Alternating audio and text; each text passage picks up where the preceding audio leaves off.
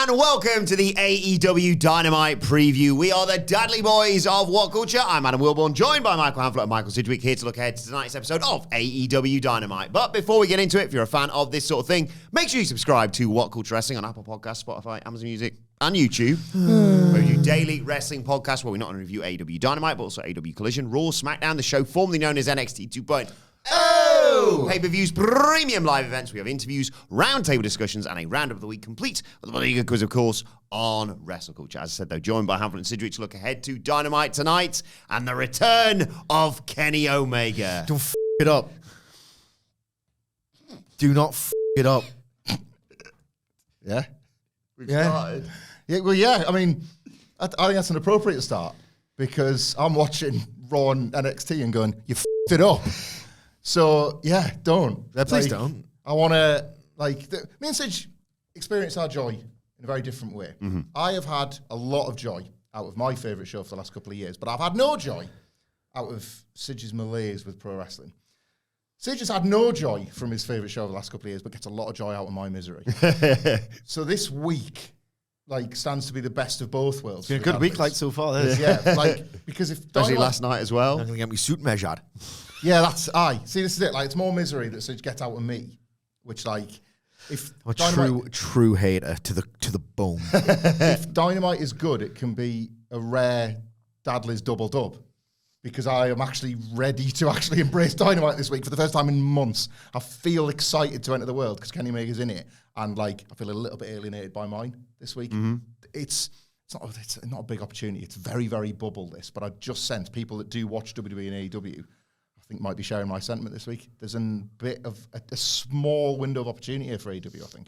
Yeah, we did, just to clarify, an extended Omega discussion on our Dynasty Wrestle Kingdom review, which you can still check out now wherever you get your podcasts from. So I'll try not to repeat myself too much and render that podcast useless and make this one too long. But the main takeaway, and it's not an insight, it's definitionally an anti-insight, because literally everyone had the exact same thought at the same time. Do something significant with Kenny Omega right now. Yeah. AEW, people have wanted him to be the ace of that promotion for 5 years, 2 of which was spent on the shelf, on the sidelines. Times when you thought, is he going to even come back at all? Can he come back and be that person? It's time. I'm being realistic here. They're not going to drop everything and build everything around Kenny Omega. That's not how Tony Khan operates. It's just not going to happen. They're going to do this thing where I described Kazuchika Okada's Continental Title run as a galling narrative accommodation.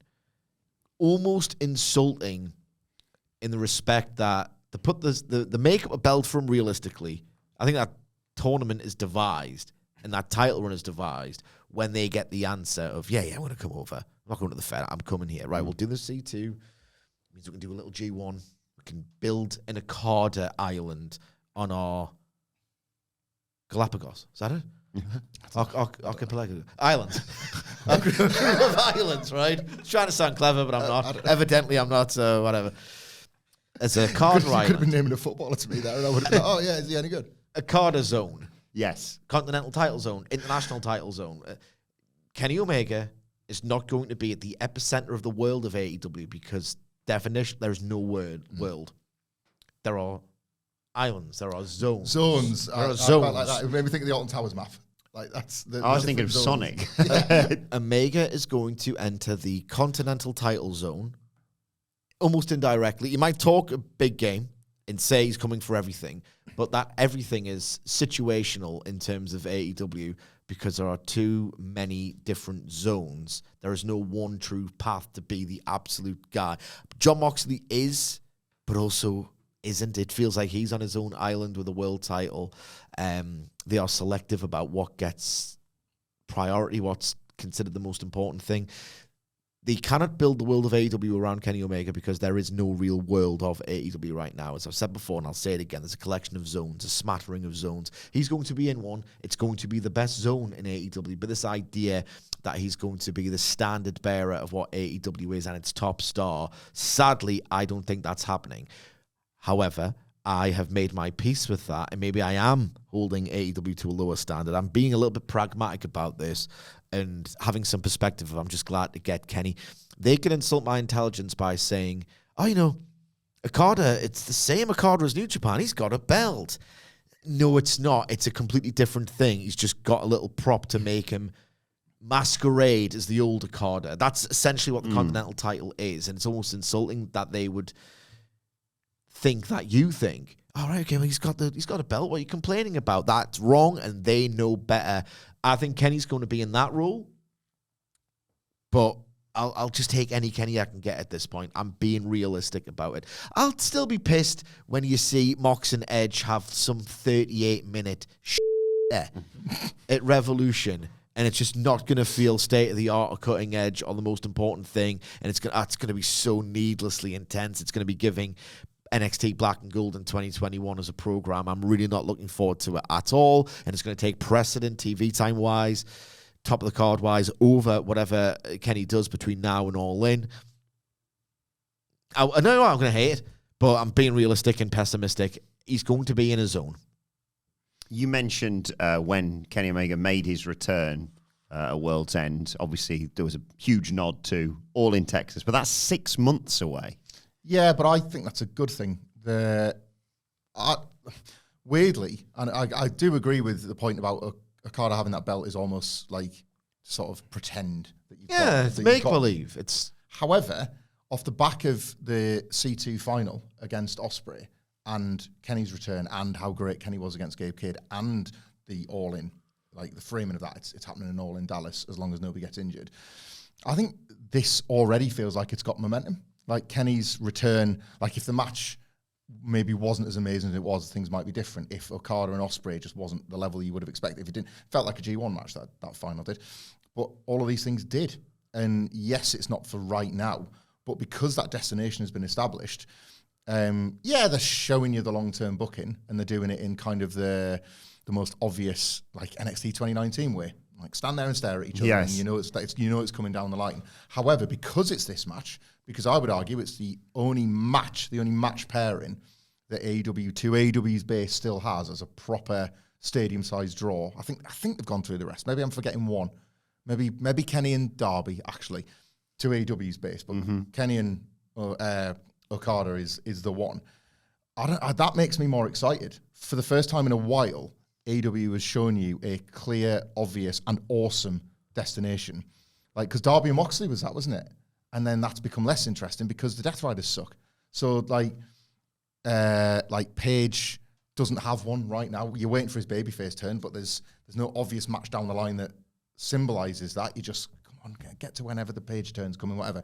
Omega and Okada is that. And I haven't felt like that about an AEW rivalry or a match or a thing probably since All In. Probably since it kind of became a bit more apparent what they were going to do there.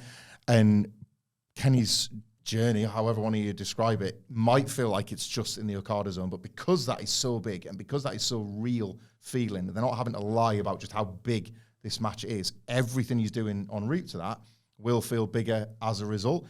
There's a few comparisons I think he can make. I've seen a few people saying, like Jeff Jarrett and John Cena are kind of doing a similar thing. That's weird. I would say Kenny's is a bit like John Cena's, to be honest. Like, we don't know how much he's got left in the tank, but we know what he wants to achieve. And July, All In is long enough away that it's going to be a trip to get there. It's not just let's do it right now. Let's do this right now while Kenny's fit, while Okada's fit. There's obviously stuff they've got planned in mind. I would compare it a little bit to Cody's journey to WrestleMania 40 after what's happened at WrestleMania 39.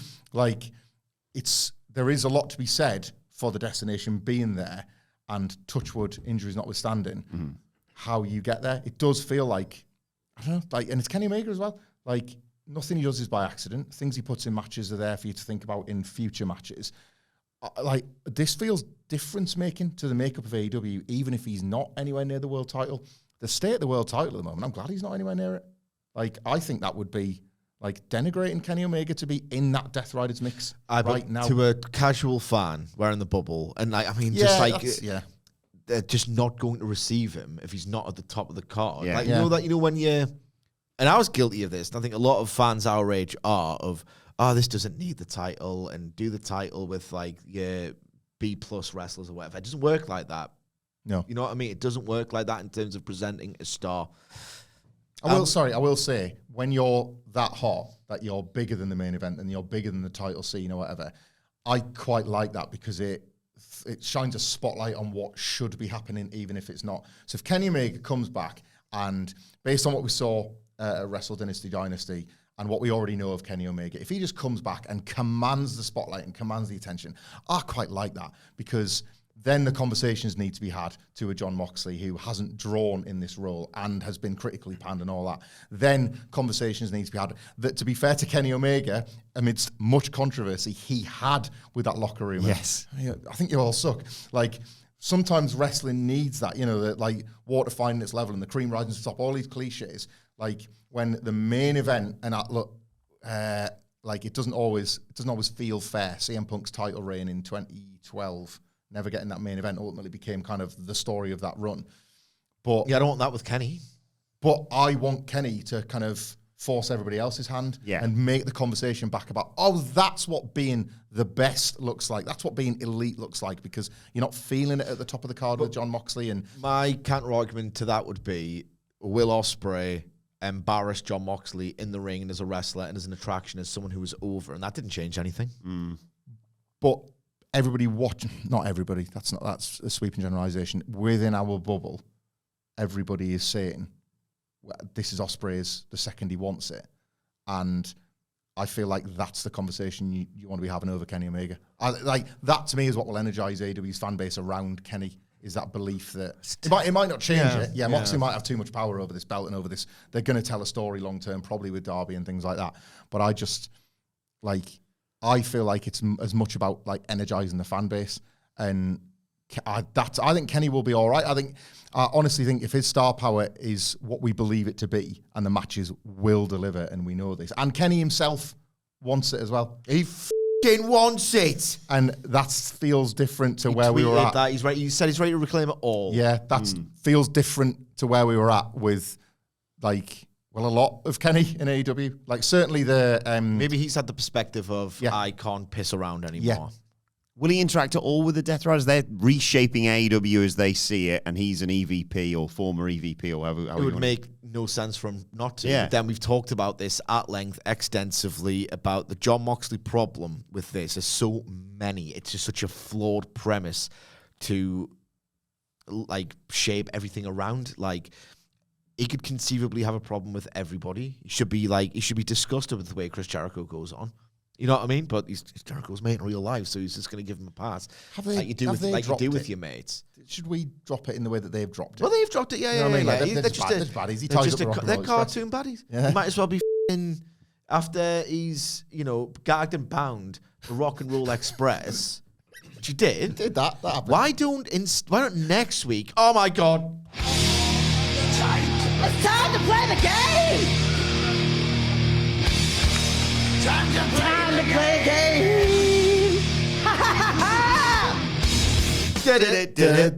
Crime Watch. Oh, yes! I reckon, right, after he's sellotaped the mouths of the Rock and Roll Express and just done nothing. Yeah, nothing. He's going to get, who's like alive wrestling royalty. AEW could bring it. Steamboat. They've got a relationship with Steamboat. Yeah. He comes in sporadically. It's always lovely to see him. He's going to get some rope and tie Ricky Steamboat to some train tracks. Would that be any more ridiculous than what he was up to on Collision? He's got him strapped to one of them barrels of dynamite, and there's just this long lead, and Mox is on the detonator, and in 1 hour 55 minutes I'll push the detonator, and it's like the babyfaces have got to save him before it's too By late. laughing. Is that any sillier than what we've been witness to? The crimes. They're in Well, Tennessee tonight. I don't know if that helps with wrestling legends. What a coyote and Road Rider. Tennessee, that's Wheeler Coyote. That's that's Jarrett stuff, isn't it? The Tennessee thing. Yeah. Some train track. To be honest, right? Mox and Jarrett, I hate to sound like one of these balls on Twitter, right? But Mox and Jarrett doing a work punch match would be pretty sweet. Yeah. Like Jarrett Danielson was my top 5 TV matches of the year last year. That was so awesome. I completely agree that kicked the ass of Punk and Rollins. I completely agree that Omega is going to be in the the Continental Title zone. Yeah. The Zone. Nevertheless, does he at least try, like, be in the Casino Gauntlet tonight, or? No. Well, I'm glad you said that, because that means another game. It's time to play the game! Time to play the game! Ha ha ha ha! Who's Kenny Omega's first opponent? Jack Perry, probably, because there's a stickler for continuity, and to be fair, he shared him in the guts. Yeah. So if you're Kenny Omega, it's that Jamie Hayter outcast thing, isn't it? All over again. Oh, yeah. They wrote you out or they betrayed you or whatever, but since you were on the shelf, I know you're playing a game, we'll get to the game, but I'm making a serious point here. By the time Hayter returned, the outcasts were dead. So, like, just, what are you going to do? Go after Ruby Soho? She's recuperating from giving birth. You know, it's just like time moves on, so let's just move on with time. Yeah? And scapegoat Jack Perry isn't over. I will say, and I know I said this on the other review, morbidly curious. I don't want to see it. I don't want to see Jack Perry as a heel ever again, to be honest. Morbidly curious to what Kenny can do versus what Danielson did. Mm-hmm. It's the confirmed end of the push when he beats him as well, isn't it? There's like nothing else left to do for Jack Perry. You know what? Jack Perry versus a scapegoat. Yeah. You know, Jack Perry wrestling that Bryan Danielson match reminded me of, genuinely, even though he's better, AJ Styles versus Shane McMahon. You know what I mean? Like Mirror Man. Just pretending to be on that guy's level for that long was kind of a farcical premise. Yeah. Imagine him being on Kenny Omega's shoulders there going, come on, hit me with one winged angel. Let's go. Oh, there we go. I will give you my headset. So, therefore, I'm not doing the whole thing again. Who's Kenny Omega's second opponent? Oh, yeah. Okay. Also important. Pro rules. Usual rules apply. I'll go first. Yeah, Sidge goes first. I will scroll through the AEW roster page. Jesus. RSI. Tell me when to stop, Sidge. MS-DOS. Stop. Okay, pick a number between 1 and 15. Jesus Christ. That's the E's. I'm saying a number. 7. Okay, that's Angelico. Twist. No offense. Come on, what are we doing here? Stop. 1 to 15. 9. Konosuke Takeshita. I have seen it. It was awesome. I have seen it. It's like playing 18. You know what I mean? In blackjack. I see. Twist. Purely, I want to see something new, baby. Okay. Stop. 1 to 15. 14. Roderick Strong. Hey, I'll take that. He's got 21. I'll take that. Hamflett. I've probably done it in PWG, but I haven't seen it in years. Yeah. If they have. You're here to present the alternative. Okay. Stop. 1 to 15. 2. Shelton Benjamin. Yeah, it's Shelton Benjamin, bro. I do, but I love Kenny Omega, so which is it? You hate him. You hate Shelton. I don't hate. It's impossible to hate somebody you're just bored rigid by. I just feel nothing for him, and I've never believed that this can carry on the way it does. Tag run Could be fun. Kenny Omega versus Bobby Lashley, like Hurt Syndicate stuff. Yeah. I'm gonna twist in the hope that I get like Bobby Lashley or someone. Okay. Better. You hate Shelton, man. Stop. 1 to 15. 2. Mark Quinn. Oh Christ. Twist. Okay, it's all on this. Should have kept Shelton. Stop. Ooh, some interesting names here. Fowler. Dralistico.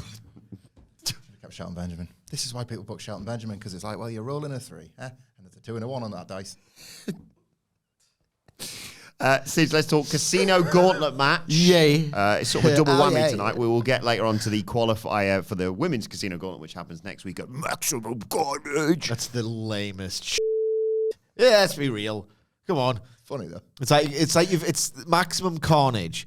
It's like you're in the I want like someone blowing up in every match. Maximum Carnage is like you go, right, okay, we'll need I mean, I don't know why after Holiday Bash and Grand Slam and Miracle, why do you need another name special after you sign? I don't know. It seems Did it have to have Max in it as well? Max. That must have been the rule, yes? Oh, right, okay, I'm with you. Even so, Thoughts arrive like butterflies. Check out the Raw review wherever you get your podcasts from. Yeah, I've had thoughts before. I've had thoughts before. It's Maximum Carnage is so lame. It's like you've gone into the production meeting, tossing the old ball around. Oh, I've got a name for a very generic wrestling name for our new Dynamite special. Maximum Carnage. Yeah.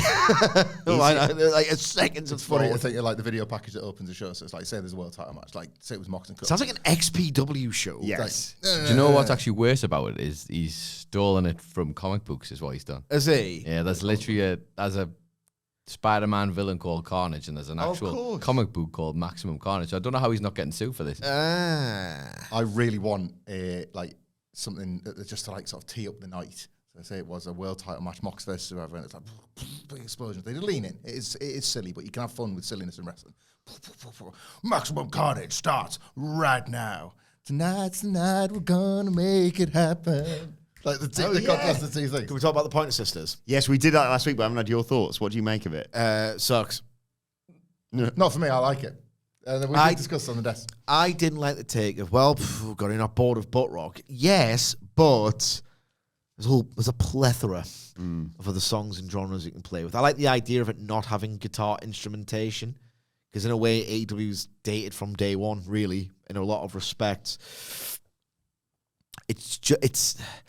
I honestly reckon it's such a big swing. I'm so excited that if they put that on when they were hot, right? Yeah. I would probably listen to that song, just immediately identify it with AEW and these great memories, and I would, in fact, be so excited.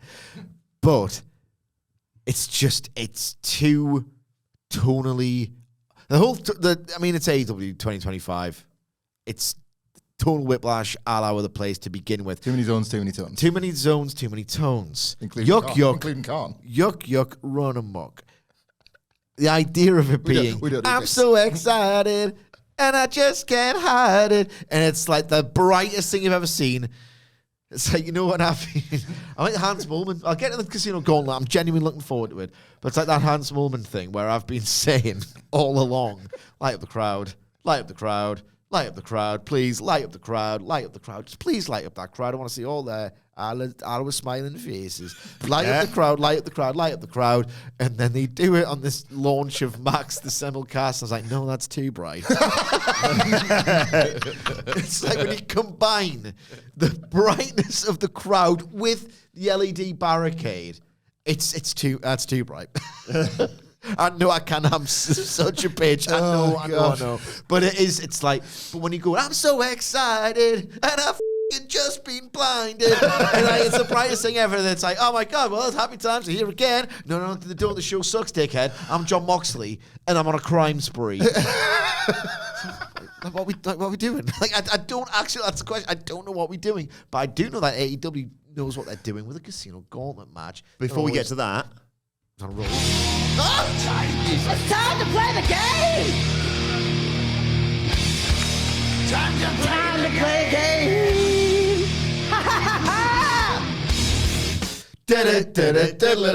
what other song from the 80s should they have used instead? Oh my God. I have the Rolling Stones' best songs of the 1980s open in front of me. Magazine, not the band, I hope. Because I am going to scroll, and you just tell me when to stop, and I'll tell you the song. This is my favorite game. I've got such investment in this game that if I could listen to, if you had to say, Sidge, you've got 1 decade to choose from to listen to music, and that's it forever. Even as a massive Beatlesman, it would still be the 1980s. yeah. Usual Provo rules apply. Sidge, you want to start? Go first or second? You got the Smiths, man. You've got Tears for Fears. You got it all. You've got it all. you got Michael. You got it all. You got some of that MJ run. You know. Oof.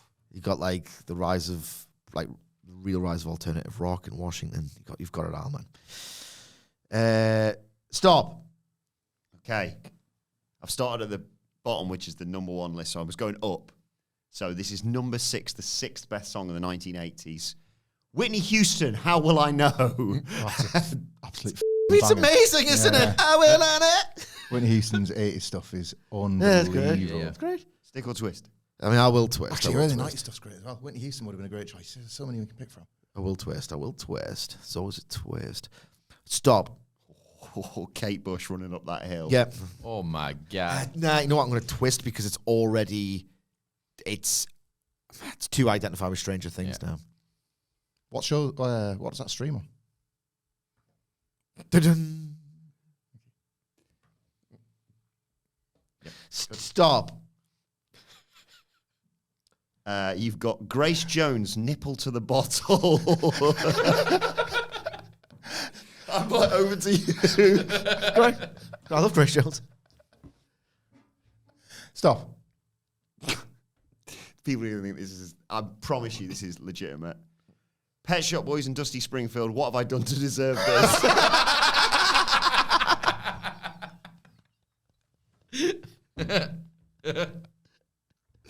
Stick or twist? No, I think Ada was going to have a good year this year. Twist. Okay. Stop. Oh, I'd probably, if it was me, I'd be sticking to I this. think you've won the game, yeah. Go on. Depeche Mode just can't get enough. Yeah. That would be good. Yeah. So Casino Gauntlet, sorry, we're getting around to that. Is Jeff Jarrett in it? I know he's set to appear tonight, but he's got his eyes on gold. So Should be. He was good in the Wembley one. Yeah, I mean, you need Hangman to sell a guitar shot. Oh my God. Oh my God. Man Page, of course, selling the attack from Christopher Daniels on Collision. Got bloated up. This is not my take, but it's a good one from Mr. Dave Meltzer, who suggests that having Jay White is still going to have to wheel a Utah, and he's like, an Antipodean. He could just have the one-on-one with Mox at Grand Slam. And this could be the vehicle with which to achieve that. But, you know, that's one thing this world title picture has got going for it. I guess it's now where it's going. I mean, I know where I want it to go. The end. But it's not going there yet. And the idea is, well, MJF's called his shot, and Jaff Jarrett. Jaff Jarrett, obviously, legend of the business, two-time Hall of Famer, called his shot. And Jay White makes sense for that location-specific show. Yeah, but the winner gets the title shot next week. I will say that. Next week? Yes. Maybe Jarrett then. Maximum, yeah. I was thinking, by the way, with Maximum Carnage, it's Maximum Carnage. The big car stuff last year, of course. Yeah. Pull that in the entrance. Just Camille failing to run over Chris Statlander. God, I've got toy coins. You've got neck pain from popping. That's what I've got. But yeah, Jay White's entrant number one. Jeff Jarrett has said he wants to be in it. So maybe, but then is it too soon to have Jeff have his shot? Like he said literally last week. Next week. We've talked about the phenomenon of Tony Khan. Like, he either goes way too long with something. Yes. I was like, the match is now. Is it Cope? Is Cope going to win this? I think Cope's going to Revolution. That's f***ing ages away. Yeah, and it's going to be rubbish. Cope's going to have no veins left in his face to stretch. Like, just do it now. Have him win I'll give it. Skip to the end. Give it Cope. They'll have the match next week. Give it Cope to the end of the week.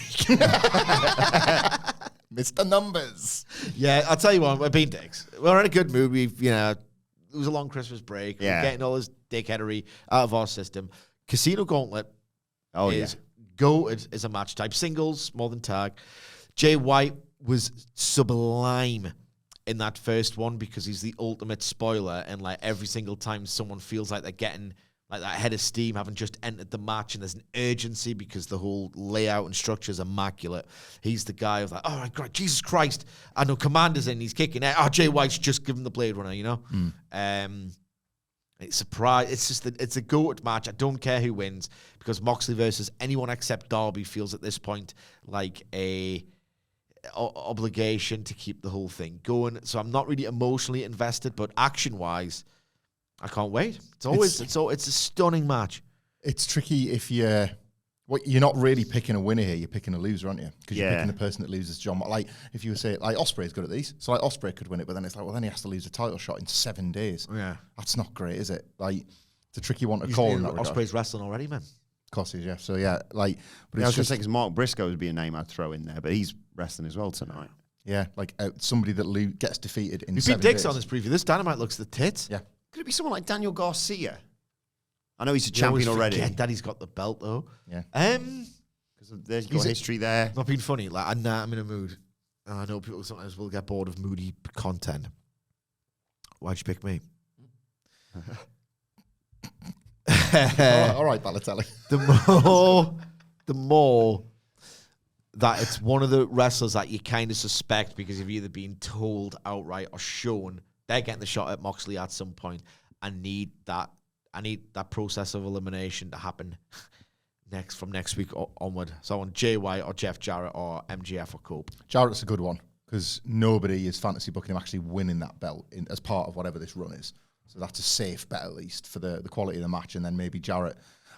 That could be a bit of a subversion as well because people immediately go to thinking, right, what's this like long story they're going to tell? He loses almost straight away. It's this reckoning and it's like, I was big talking. I was kind of excited and I've been bloodied up and put in my place by the actual man, John Maybe Moxley. I should retire and... Like a rethink or a different title or whatever. It's like nobody, I think, would necessarily see that bit of this story coming, and Jarrett can tell it. He's got the gravitas. You are the wrong person to ask. So I'm going to ask Adam Wilbourn. Oh, God. Because your answer would just be yes. Uh-huh. Given that they kind of did this one last ride deal with Jarrett and the Owen, and it was nice what it was. He was perfectly cast as a guy who valiantly ultimately loses to heat up someone. Like he did a tremendous job with them, Hangman Page. Such a shame that the actual singles match or the second one wasn't that great, but the one on Dynamite was really, really strong where Page made the comeback. Amazing. Are people really prepared to go with it again? I know a lot of people like Jarrett. A lot of people don't like Jarrett. I think that I just can't see it being a huge success, whatever this is. I know you will, so I'm not asking. I'm conflicted because Actually, I want your opinion, but you first. I've been infected by your enthusiasm for Jeff Jarrett, and That's how he wins.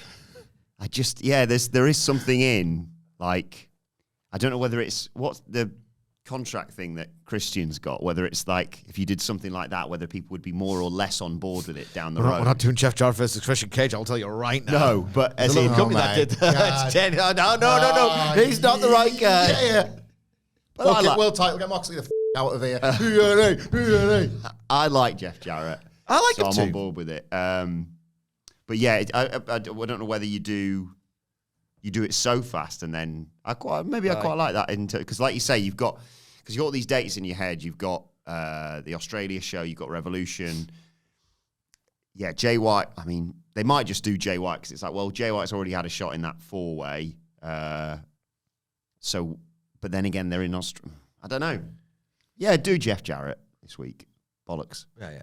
And then you can always come back to it when someone else I think he is should champion. retire realistically. Well, I would have preferred it if this was timed out slightly different because I think you could have done another, like an Owen run, but he makes a final this time and he loses in the final. Yeah. I think you had two different stories you could have told of him last year, and the Hangman Page one was amazing.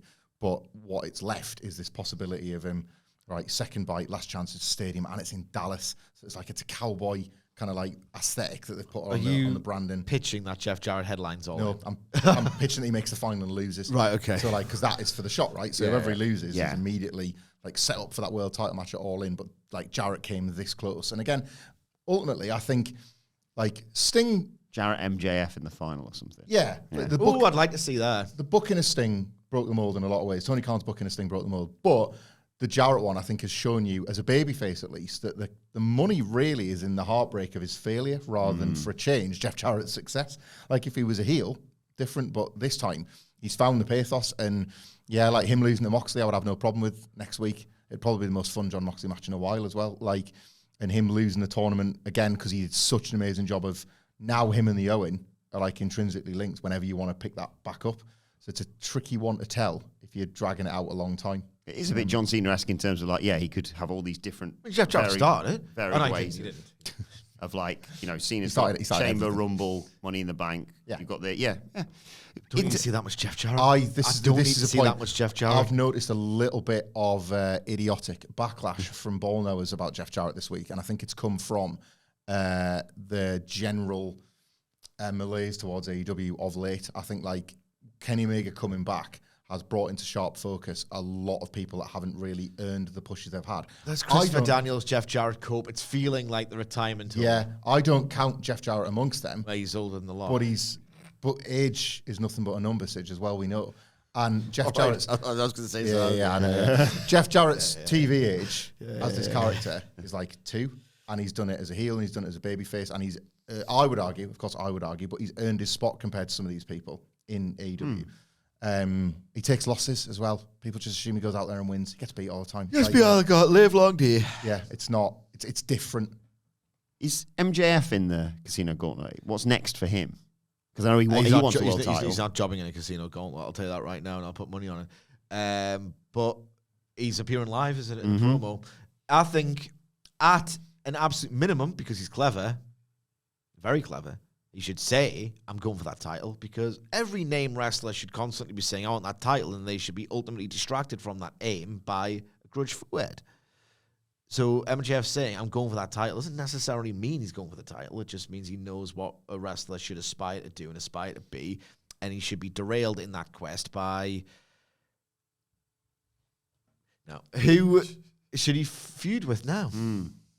I don't know. Is he a babyface or heel? Because... Well, this is last week, the promo was good. Those post-match MJF ones always are. But what he was mainly doing was taking a victory lap over being right over Dictator John, and that makes him the top babyface if he's coming for the top heel champion. And I think the last thing MJF needs is to blur those lines at the moment. Yeah. I think he needs to pick a lane, and I would probably say heel. Oh, definitely heel. Definitely But heel. he does need to lean away from worrying about the cheers again for a while, because it was obviously problematic last year, and everyone feels like they can finally take a breath with the Adam Cole feud. So it would be a shame now if he continued to blur that a little bit, because people do love him. But heels, good heels, and MJF's an amazing heel, can still make you forget long enough. And who's the most over babyface right now in AEW? I was just thinking who's most over babyface with the championship, and I just remembered Daniel Garcia as the TNT champion. So we've done that. We've done that. Yeah. Is it time? I don't think MJF will want to go back to it either.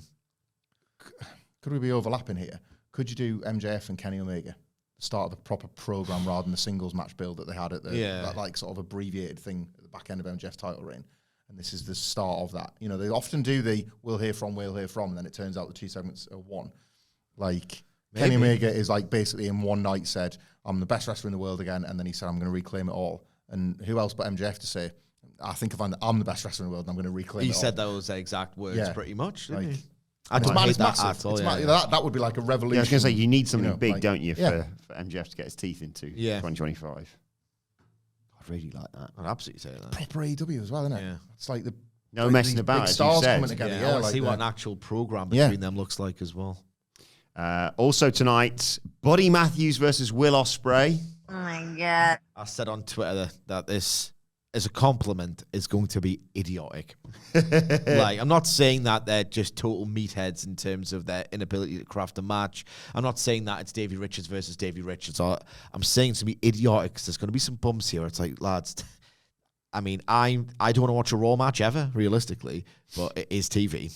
Do you have to go so hard on giving each other CTE this much? I think they do. I think there's a bit of pressure on this, I reckon. It's a bit of a, like, Sons of Omega derby, isn't it? Like, the Russian doll or the Victorian doll, whatever it is, of like, first one's Omega, open it up. That's Will Osprey, open that up. That's Buddy Murphy. You keep, Seth Rollins. Like, but yeah, like that.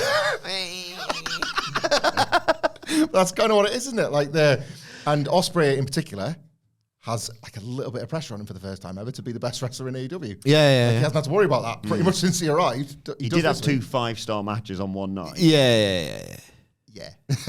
But he sure did. He sure did. That's how good Kenny Omega is, God damn it. I'm really looking forward to this. Buddy Matthews likes to convince you that he's seriously injured. Yes. I kind of just want this to be 12 minutes of just utter, just blistering head drop stupidity. But I think Buddy Matthews is going to go over ambitious and just convince you all that he's dead or something. Yeah. It's going to be like, Buddy Matthews astonishes me every single time. It's like, you're massive and rapid. Like, it's pretty ridiculous. It's like, you know, when you go up the Street Fighter series, and I don't know if you've ever played the later ones, but you've got like the front covers where it's like Ryu, who's got like just like the traps go to his head and he's like that. Yeah. But he's obviously a video game character, so he's flashing about. That's Buddy Matthews. It's ridiculous. I think he's going to want to go as hard as humanly possible in this match. Yeah. It's going to be stupid. Like, what are you doing, lads? But God, keep going, lads. Yeah. Can't wait for this. Osprey's going to win, but it's going to be so stupid and so blistering if it, reaches that ceiling where you're going to think, oh, yeah, of course Buddy Matthews is one. Will Osprey's dead, idiot. My sleeping pattern's knackered. I might watch this live tonight, We're all goosed it for the week. I'm kind of into this. The more we talk about it. Don't, because it's going to be rubbish. You're a living curse. No, that curse was completely disproven. It turned out AEW just went to mate. That's what happened. It wasn't a curse. It just stopped being WWE. Just stopped being good. So did WWE. I'll watch Raw again next week. I'll fix that curse.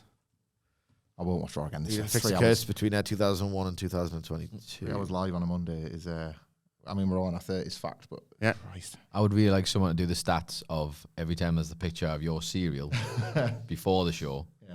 How many of the tweets ended up? It was a great show. Yeah, exactly. If anyone on Twitter wants to do that, please do. I did it every week in the hottest summer of AEW's history. So you still bitched about the 1 hour downtime every week. Well, apologies. You're looking back on rose tinted glasses. Apologies. I was just looking for perfection. I guess you're not the same. Well, if you're looking for perfection, mate, why are you watching WWE? Sir? I'm spotting Sunderland and watching WWE. Osprey wins, obviously. He started. Tell him with your little snarky remarks. Yes. Osprey wins. Yeah, of course he does. Probably. We've also got Bobby Lashley versus Mark Briscoe tonight. I mean, I'm in at this purely on the basis of the teased it as well during the C2 when they had the face to face, and everyone was like, "Let's do that, please." And now, thank you because you're doing it. Manners. Good zone. Good zone. Good zone's a good zone. It's a good zone. Like Ricochet's in that zone, Swerve's in that zone. One of my favorite zones. This could be really, really good, and I think Lashley needs anything. Nearly 50 or whatever, and I don't think he's going to be headlining any pay-per-views. He's a luxury player, one of the many. I think he needs anything realistically because he could just walk out looking cool in a suit next week and MVP can talk and he's still going to be over. It would be nice if Lashley could truly feel like a really dangerous proposition. The Swerve match was really strong. I think they struck the balance perfectly of Swerve has to come out of here looking like someone and Lashley has to look dominant. Pretty hard to negotiate that in terms of the match structure. I thought they did a good a job as possible with a kind of not a flawed premise, but a really challenging one. That was probably more hard work than it needed to be in terms of getting everything you wanted out of that match. This is so much more simple because Mark Briscoe, I mean, I'd push him, but they're not going to, so I've made my peace with that. He can get destroyed here, like total annihilation, like Dominator after Dominator, like he'll sell like he can make that doomed comeback, but he's knackered. And you love him, but he's knackered. I want Dominator on the apron or whatever. Like I want it to look bad. This like really kind of harrowing. I want to take Lashley seriously, not just as look, I like this zone for a week. I want to take Lashley seriously as Jesus Christ, he's hurting people. He's really nasty. He's like formidable, and I think Briscoe's the best vehicle to get that version of Lashley, if in fact it exists. Yeah, is there? Have we done much Hurt Syndicate conglomeration yet? I'm not trying to turn this into a stable war. I'm just thinking of how you could get something from this as well as the match itself. Because it doesn't feel like they've come together really yet. But Orange Cassidy's got nout to do anymore. Mercedes Money still has the card, and Willow Nightingale gave her one of her best matches, and she's on this amazing run. So you think it would probably be even better than the first one. It doesn't just have to be this. I think Bobby Lashley will win, and I think he will be dominant, and it'll be a bit sick. But it just in thinking about how Tony Khan might want to take something forward from this, you've got then kind of like the first Hurt Syndicate group direction beyond just, we're quite back into you, Ricochet, good for you. And like, what's going on over there with the Acclaimed, and which one of them might we take when that actually does explode, that kind of thing. I must say, because I missed it last week, sorry to step on your dick, the Ricochet Swerve angle last week was awesome. That's amazing, yeah. It was too bright, but a bit of a little too bright. It was like the low winter sun peering into a retirement home. That was what Dynamite was last week, right? Except it was also a little trifecta deal. Yeah. Good matches, really good angle. I loved last week's. I thought last week's Dynamite was Jarrett fantastic. promo, little hair ruffling trifecta. Yeah, a conditional hair ruffling trifecta. Everyone knows what that is. So everybody says it. But yeah, like really something gruesome happening to Mark Briscoe. Sorry, Mark Briscoe. Finally, is it? We'll see. I mean, that's what the aim should be, but does Lashley really have it in him to bloody look like he's killing someone? I think that's a bold but fair thing to say because nobody would want to say that about Bobby Lashley yet because there's a lot of buzz around the Hurt Syndicate. But let's see what he can do, man. Yeah. and if the Hurt Syndicate are watching this and really enjoying it, and someone wanted to join the Hurt Syndicate and show that they were really enjoying it as well, and maybe they've been previously given a card and then it was ripped up as they got goozled in the middle of the ring, and they want to show in a noise perhaps how much they were enjoying Mark Briscoe getting beaten up, what noise would they make? Finally, Sid, just checking my notes here. Just the one women's match on tonight's show. But what a match. Yeah. It is the Women's Casino Gauntlet qualifier ahead of the Women's Casino Gauntlet next week, of course. That's awesome. Willow Nightingale versus Stat versus Tony Storm. A really, really great start to the women's division in 2025, coming off the great form. Like, too little of it, really. Women's action last year for the standard. But this is such a good start. Like, giving the women the Gauntlet is itself a really strong move. Mm-hmm. Like, that's a long match that features a lot of talent. People can get over in it, make impressions. You can tell stories. You can actually use that as a vehicle for the subplots that are still sorely missing. I'm a huge fan of all of it.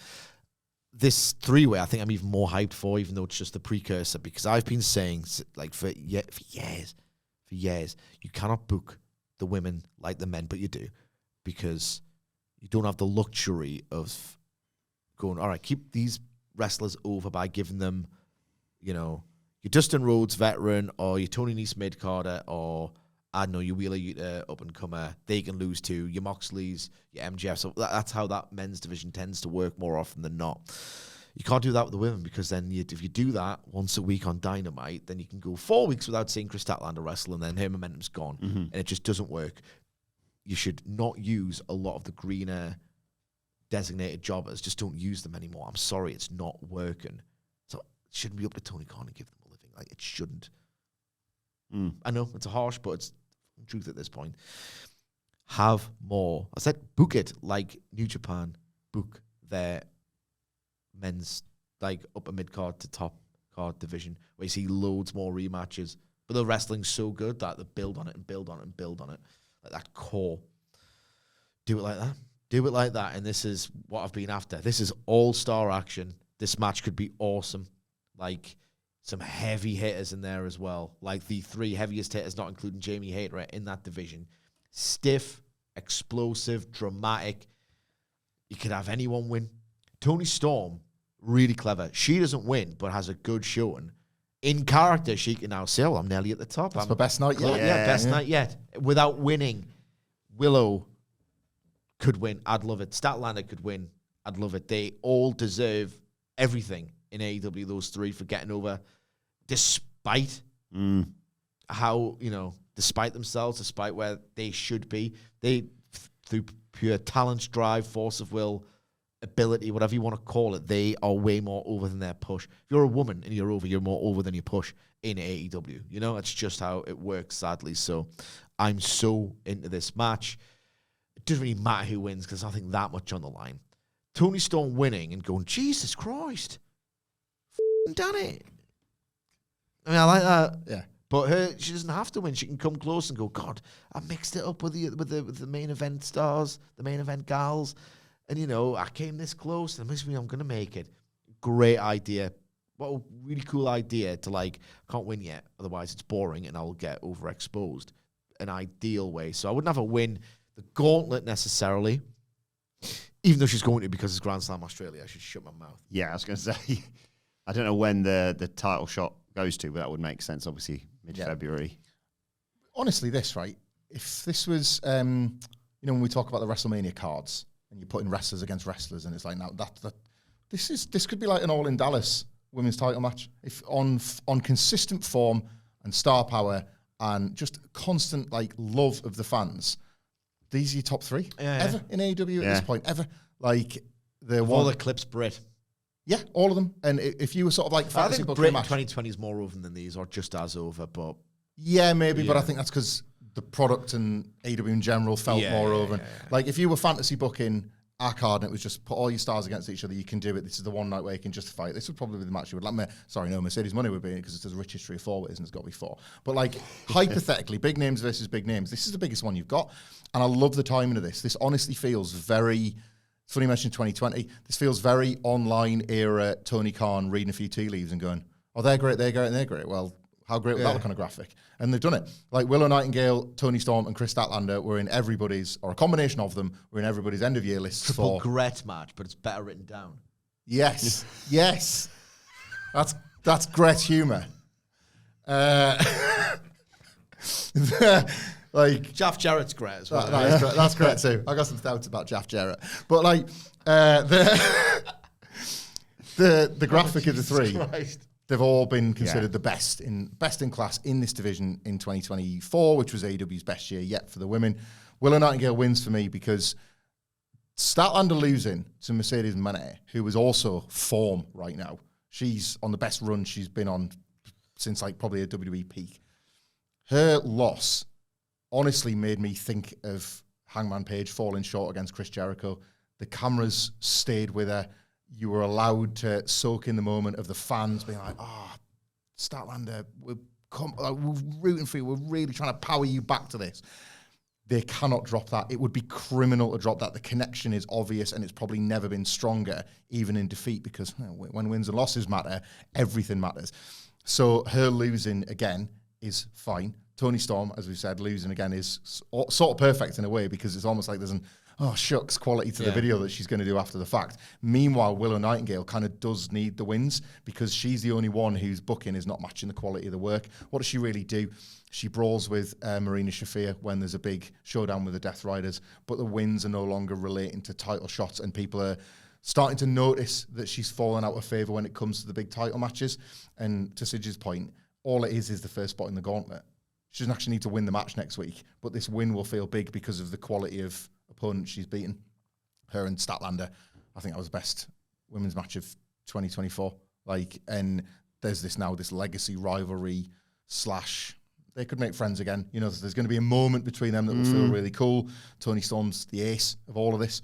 So I cannot wait for this. And I would go with Willow. I think it's Tony. I think you're right. But I think she wins the gauntlet. Tony Storm wins the gauntlet. I just don't think she needs to win it from number 1.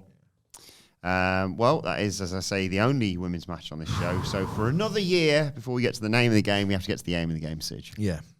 The aim of the game is to identify to the hour, minute, and second the first time you hear the first note for the first entrance scene for the first women to come out for the only women's match on Dynamite. Just the one. Just the one. And the idea is that usually, I think if you looked at the data, you would notice that more often than not across AEW's Dynamite's 5-year lifespan, that women's match falls in that 1 hour 20 to 1 hour 25 minute range. That's when the opening bell sounds, and you're thinking, pattern. And what's the explanation behind this pattern? Hang on. Are they just kind of hiding the women's division before the main event with the idea being, don't worry, we'll have to put the birds on because it's 2025 and the wokes will boot off about the optics if we don't, so we're just doing it to shut people up. Me. It feels more like a shut up, we'll put the men on after the main event men, but we'll kind of have to do this. Does anybody want to do it? I mean, I want to see it. You better than half of them. 80% of the men. I have to watch Chris Jericho most weeks. God damn it, But I think that's what they think, and that's the principle, really, premise behind the game. The aim of the game, if you like, and we will play it until we don't have to play it no more, because we want to put in bold, we want to underline, and we want to italicize just how rotten this pattern is. I just want to see Willow Nightingale and Chris Statlander so much more than Chris Jericho. So much more than I like him a lot, but Christian Cage really at this point, John Moxley certainly. But anyway, that's the aim of the game. Well, before you get to the name of the game, it's a bit of a mouthful, that, wasn't it? Yeah, of course. Of course. I mean, you've understood it, obviously. Yeah. Understood it, like some people might not be able to understand it. And if you're thinking, Jesus Christ, will you just get to the point already? Sidgwick, can you just do us a favor, mate? Can you jingleize what you perceive to be AEW cynical thought process? I'm not sure I can. Don't worry, guys. When the women come out to play, the main event ain't too far away. That's the aim of the game, of course. And the name of the game is... I don't know how many people have heard this song, to be fair, but... it's a bit of hall notes for that. Oh, yeah. 2 seconds. Just get my notes. Just get my notes. I'm seeing I've got an important message. I hope not. Just trying to get in key. Can't remember how the tune goes, to be fair. She had timid smile. She took a pitch to TK and she presented herself. She had pleading eyes. She said she'd quite like a match on Dynamite. But he said, leave me alone. I'm booking a man. There's already one match tonight. Then it goes to this instrumental.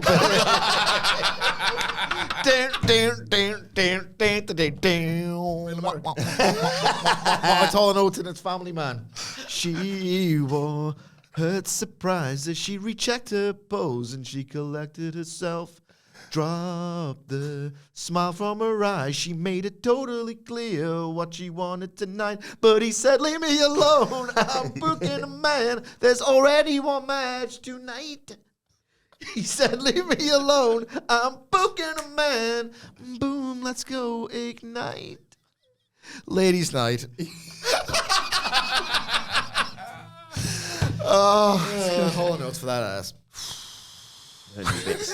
Thank goodness for that. Brilliant. New year, clean slate for all of us. Oh, yeah. Steaks are back, baby. Yeah, Wilbourn had it wrapped up for quite a lot last year. Yeah. 2 years for me, one for Sid. Is this Michael Hamflett's year to win Ladies' Night? That's the Probably question. I'll go first as the winner of 2024. And as I mentioned, I have a new strategy. The problem is, often when you buy a ticket for the lottery, if you're just picking random numbers each week, that's no way to know whether or not you're going to win or not. You've got to stick to your numbers, stick to your guns. You know anything about probability at all? Nope. And that's why Michael Sidgwick, my guess for this week and for every week, You lazy bastard. is... It just works. And it did towards the end of last year. Need I say more? 1, 2, 3, 4, 5. 1 hour, 23 minutes, 45 seconds. Trash. Follow that. I'll go with, I don't know where this goes. So I'll just say the same amount of time The Rock took up on NXT last night, and I'll go 15 minutes dead. Oh! And somewhere right in the middle of that first hour. It's It's quite early in that first hour. Dumbass. I'm going to go... Well, yeah, take us through your strategy. Jim Ross points. Boom, let's go. I'm so excited. I just can't hide it. Oh my hide it, God. man. Holy shit. Look at that. Look at that, too. That's just put out of a top. You can hide it now. Tonight, you'll make an awful lot of money. He can hide it now because you can't see your Twitter likes. So... Oh, yeah. So he's, yeah. He's still on those titties. He's still on those titties. Don't worry about that. Imagine if because they hit the likes, he started retweeting. Hit the likes. He's still on those titties. I think we're going to start off with... Wild thing. No. What are we going to start off with? Dun-dun-dun-dun-dun-dun. Yeah. That'd be a good opener. Gauntlet to main event. That's going to take up some time. 1 hour... 8 minutes and 54 seconds. Foul. Well, let's know your thoughts ahead of AEW Dynamite tonight in the comments or on X at WhatCulture WWE. Watch there. You can follow all 4 of us, of course. You can follow Michael Hamflett at... Michael Hamflett. Follow Michael Sidgwick at...